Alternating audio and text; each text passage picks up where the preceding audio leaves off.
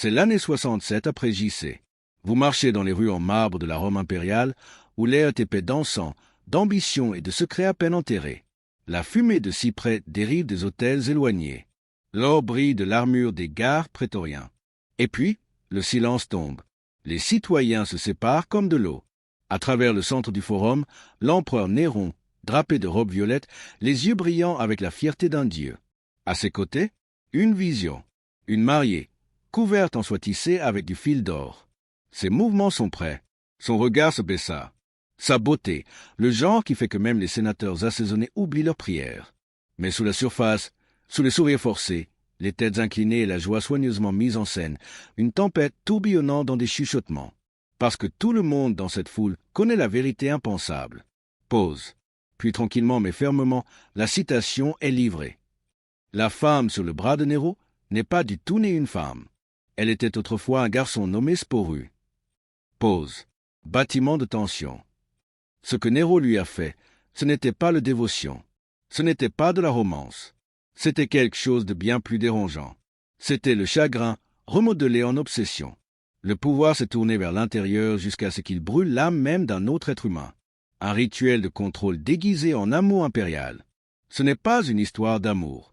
C'est une descente dans une obscurité si étrange, si grotesque, elle fait toujours écho 2000 ans plus tard. Parce que dans cet empire, quand un homme détenait un pouvoir absolu, même l'identité n'était pas sûre. Pour comprendre comment nous sommes arrivés ici, nous devons prendre du recul.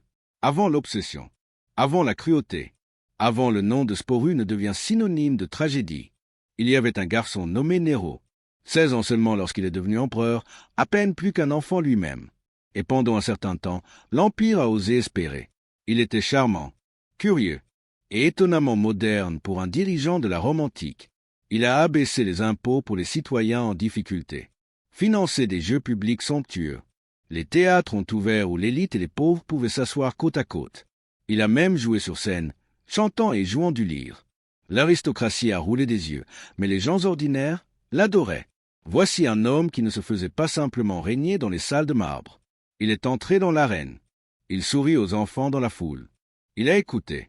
Pendant un moment, Rome a cru qu'elle pourrait entrer dans un âge d'or. Mais le pouvoir, la puissance réelle, sans contrôle et divine, elle ne reste pas douce pour longtemps. Alors que les années de Néro sur le trône avançaient, quelque chose en lui commençait à se crouiller. C'était peut-être la peur. C'était peut-être la solitude.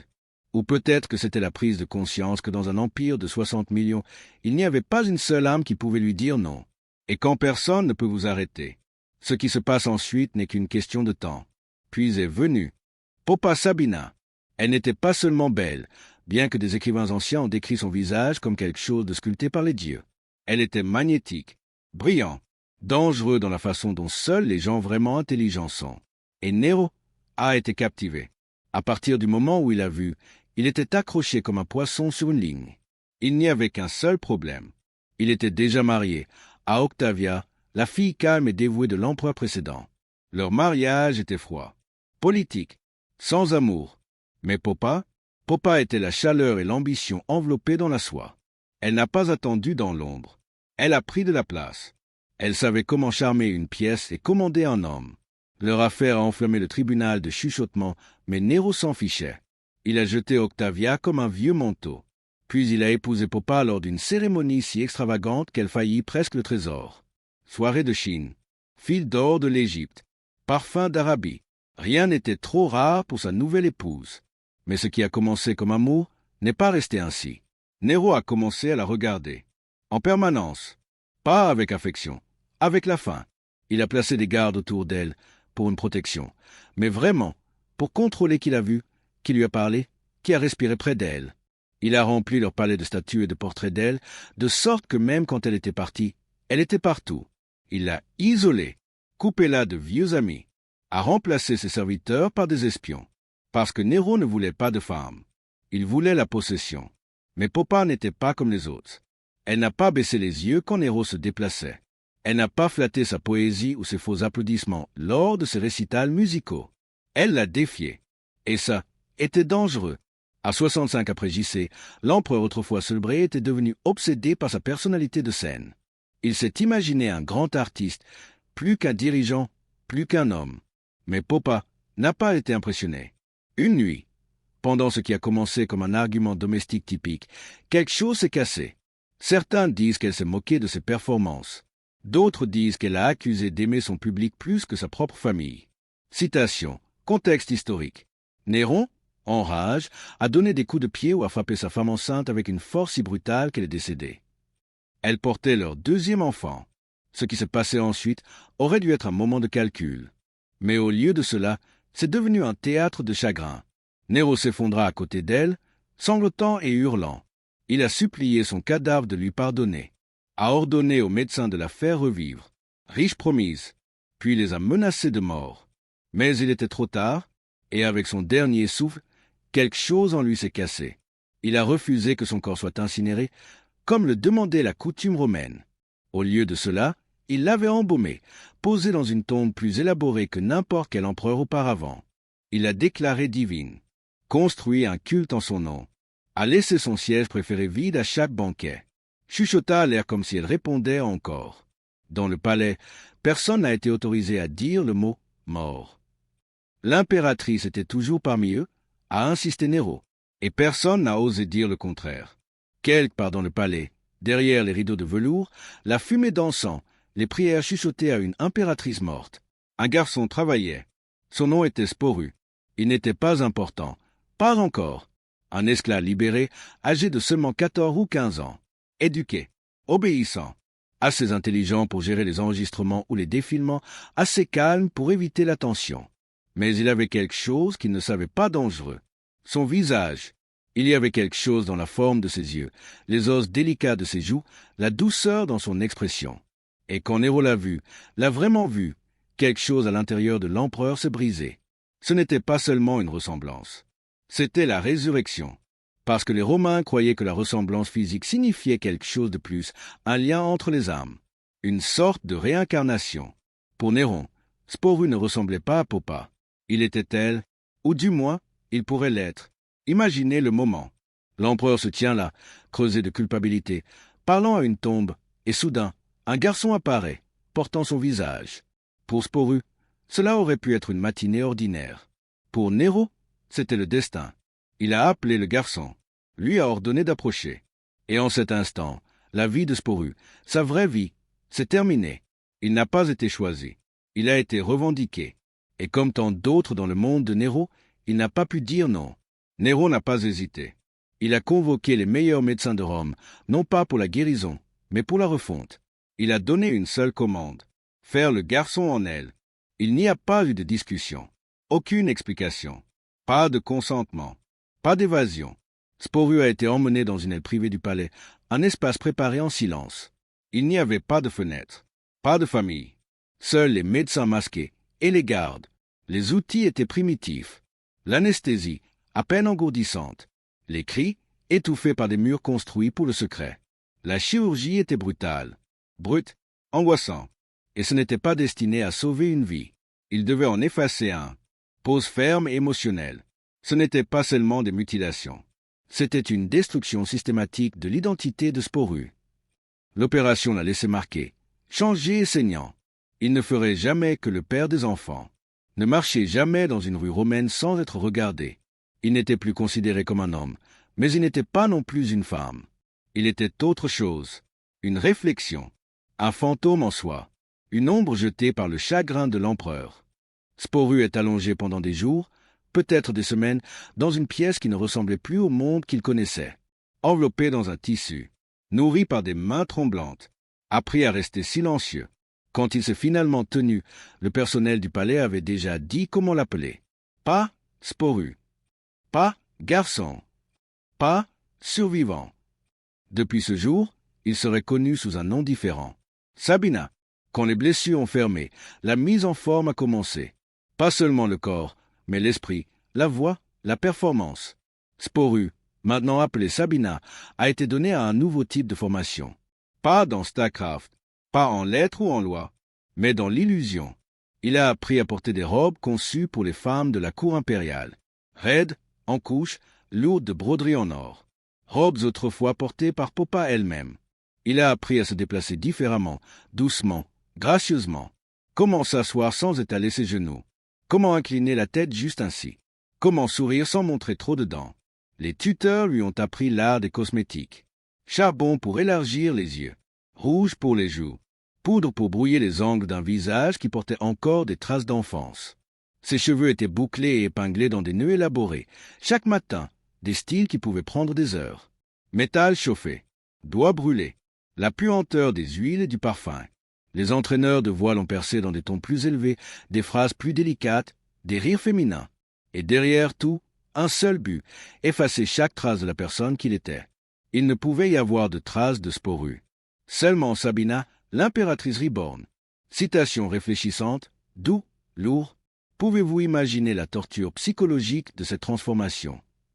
Chaque jour, il regarda dans un miroir et vit le visage de quelqu'un d'autre regarder en arrière.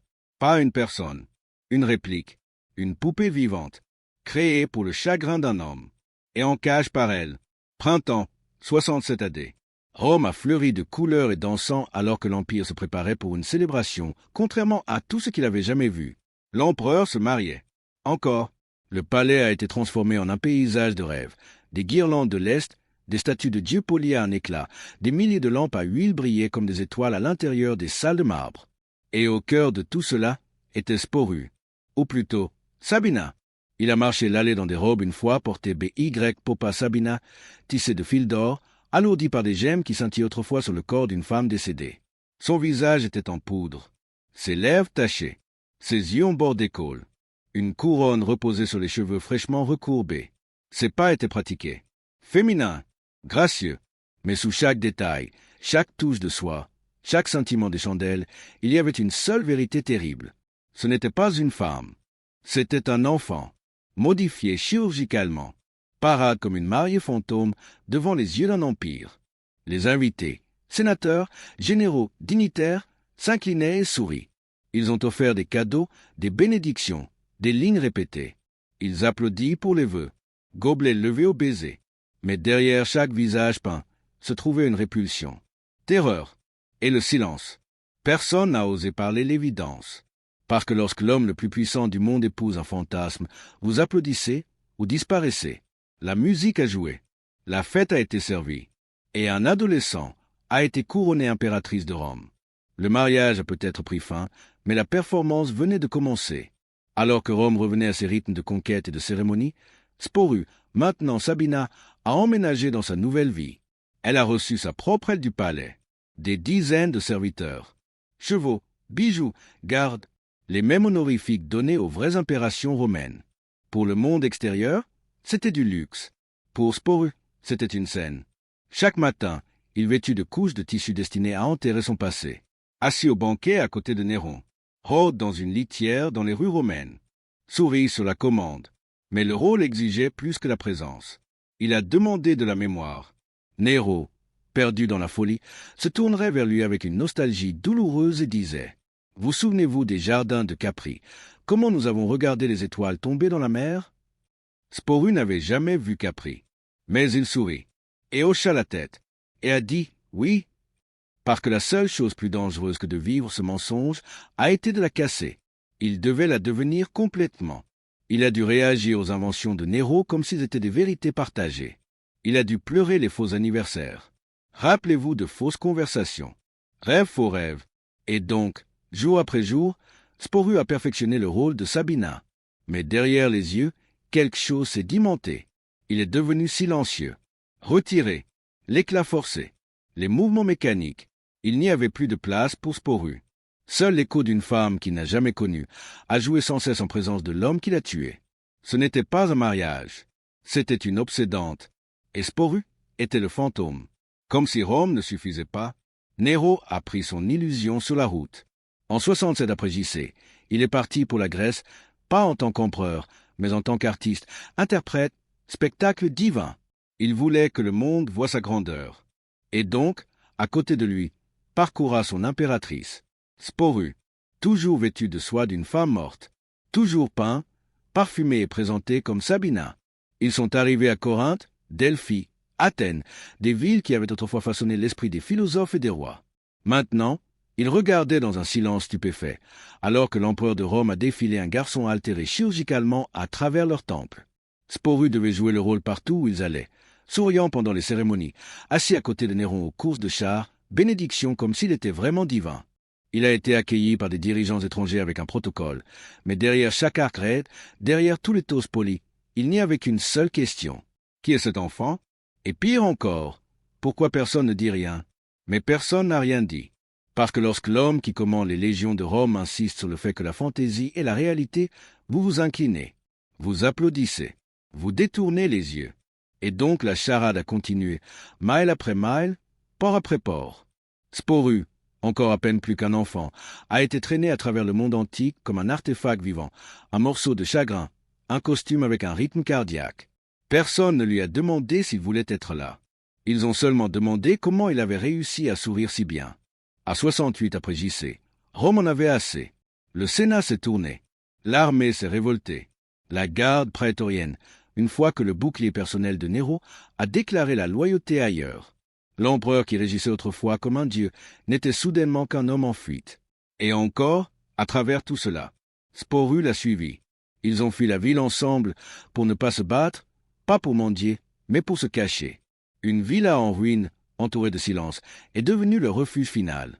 Néro a rythmé ses salles, marmonnant, pleurant, fantasmant sur Esquebaïsi, sur l'élevage d'une armée, sur le feu à nouveau au monde. Sporus, regardez. J'ai regardé un homme redouté par des millions de personnes descendre dans un désespoir pathétique. J'ai regardé la folie devenir fragile. Regarda finalement le rideau se déchirer. Et puis, un matin, il s'est terminé. Alors que les soldats se refermaient, Néro réalisa qu'aucun dieu ne le sauverait.